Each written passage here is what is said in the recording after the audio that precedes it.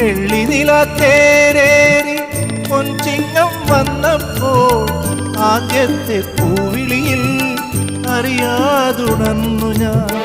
ജന്മപുണ്യമായി കൈവരും സ്വപ്നമായി തുമ്പിലയും നീർത്തിവച്ച് നോറ്റിരുന്നു ഞാൻ. പാലാഴി തീരം കണ്ടു ഞാൻ, സ്നേഹത്തിനാഴം കണ്ടു ഞാൻ. പൂച്ചെണ്ടിനു കൈ നീട്ടി പൂക്കാലം വരവേറ്റു, ഒരു സ്വർഗാരാമം നീളെ കൈ വന്നു.